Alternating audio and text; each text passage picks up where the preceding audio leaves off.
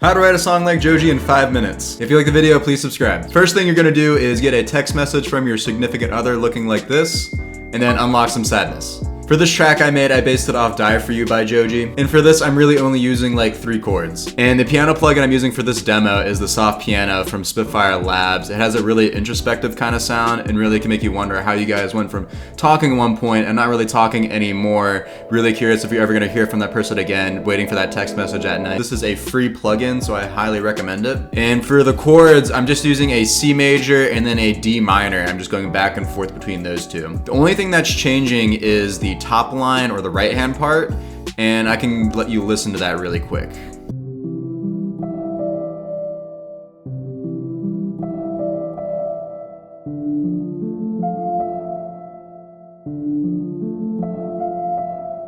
For the pre-chorus though, I do have an E minor chord and then an E minor dominant chord following that. That brings this E harmonic minor sound to his music.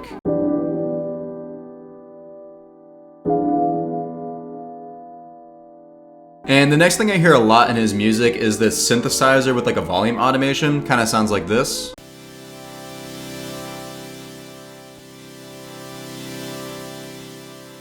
And that's literally just using the same chords as before, the C major to the D minor. And the plugin I'm using for this is Serum, and it's one of the Synth presets, electro chords right here. And after that, the next thing you hear a lot in his music is some kind of pluck, and that sounds like this in my demo.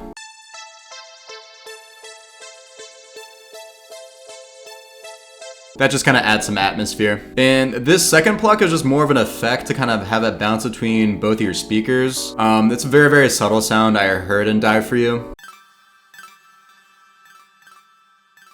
And I'm also using Serum for that sound from one of their plucked presets. Next is the bass, and I believe this is also Serum, and using their preset here. And that's only just kind of reinforcing the root notes, so that's C and D. That sounds like this.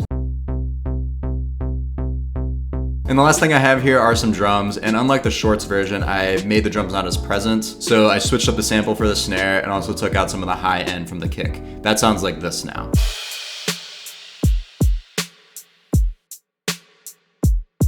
Then the last few things I added are just some ear candy sounds to help fill out the sound. This first one right here is just kind of a weird, spacey kind of sound.